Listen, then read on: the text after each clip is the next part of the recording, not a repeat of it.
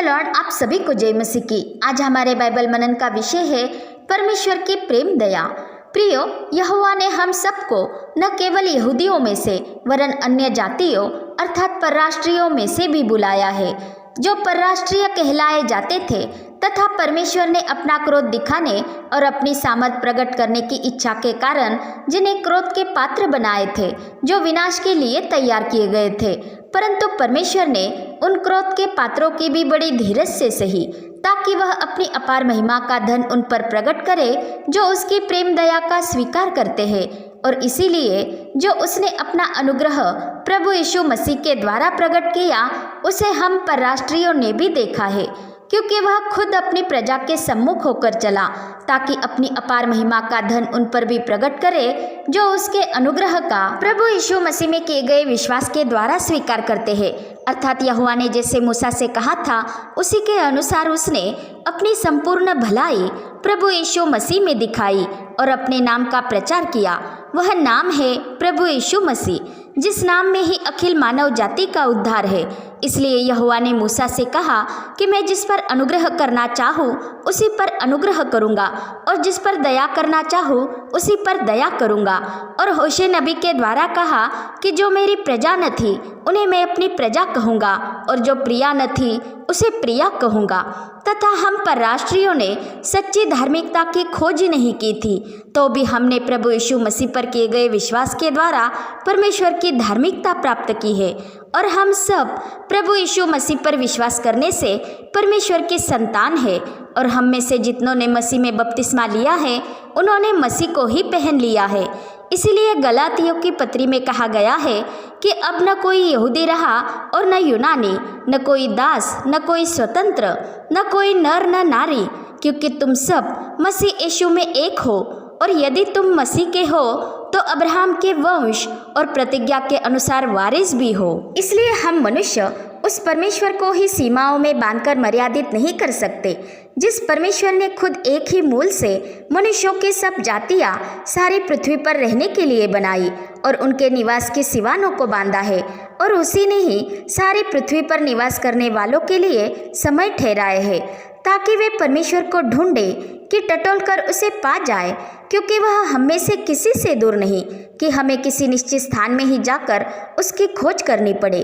क्योंकि अब उसने खुद अपने आप को प्रभु यीशु मसीह के द्वारा जगत पर प्रकट किया है, ताकि जो कोई उस पर विश्वास करे वह उसी में ही अनंत जीवन पाए।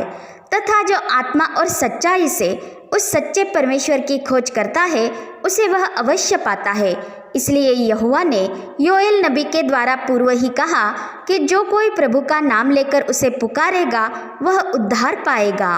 तथा अब हम मनुष्यों को अपने आप को धर्मी ठहराने के लिए धार्मिकता के किसी नियमों को ढूंढने की आवश्यकता नहीं, क्योंकि अब हम सब पर बिना व्यवस्था परमेश्वर की वह धार्मिकता प्रकट हुई है, जो प्रभु यीशु मसीह पर विश्वास करने से सब विश्वास करने वालों के लिए है।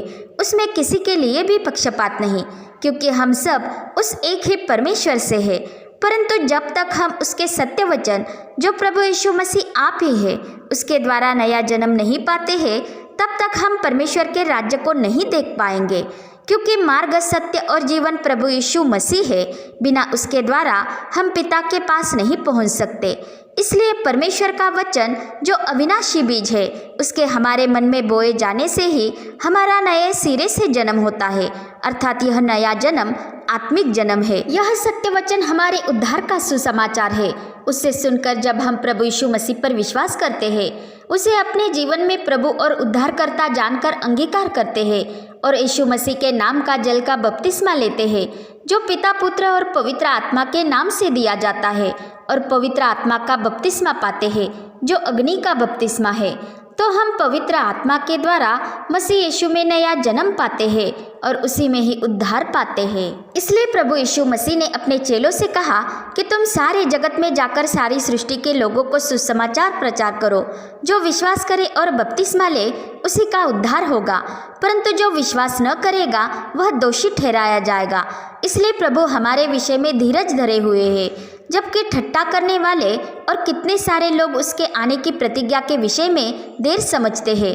परंतु परमेश्वर नहीं चाहता कि कोई नाश हो, वरन यह चाहता है कि सबको मन फिराव का अवसर मिले। क्योंकि प्रभु का दिन फंदे की नाई सारी पृथ्वी के सब रहने वालों पर इसी प्रकार आ पड़ेगा। परमेश्वर का एक एक वचन ताया हुआ है, उसका हर एक वचन अपने आप में ही परिपूर्ण है, इसलिए उसमें कुछ बढ़ाने वाला या उसमें से कुछ घटाने वाला झूठा ठहरेगा और दंड पाएगा, क्योंकि परमेश्वर उसके दोष प्रकट करेगा। क्योंकि आकाश और पृथ्वी टल जाएंगे परंतु मसीह के वचन कभी नहीं टलेंगे। इसलिए यदि आज ही हम उसकी वाणी सुनते हैं तो अभी हमारे लिए समय अनुकूल है, ताकि हम प्रभु यीशु मसीह का अंगीकार करें और उद्धार पाए। क्योंकि यदि कोई अपने पापों को मान ले तो प्रभु यीशु मसीह उसके सब पाप क्षमा करने में और सारे अधर्म से उसे शुद्ध करने में विश्वास योग्य और धर्मी है। अन्यथा हम परमेश्वर का अनुग्रह जो हम पर हुआ है उसे अपने लिए व्यर्थ कर सकते हैं, तथा विश्वास करने वाले भी पाप के छल में आकर कठोर न हो जाए और अविश्वास के कारण प्रतिज्ञा का फल पाने से वंचित न रह जाए। इसलिए हम सब विश्वासियों को भी हियाव नहीं छोड़ना है, जिसका प्रतिफल बड़ा है। इसलिए प्रभु यीशु ने कहा कि सावधान रहो, ऐसा न हो कि तुम्हारे मन खुमार और मतवालेपन और इस जीवन की चिंताओं से सुस्त हो जाए और वह दिन तुम पर फंदे की नाई आ पड़े। इसलिए जागते रहो और हर समय प्रार्थना करते रहो कि तुम इन सब आने वाली घटनाओं से बचने और मनुष्य के पुत्र के सामने खड़े होने के योग्य बनो। पिता परमेश्वर का प्रेम, प्रभु यीशु मसीह का अनुग्रह और पवित्र आत्मा की सहभागिता हम सबके साथ होती रहे। आमीन।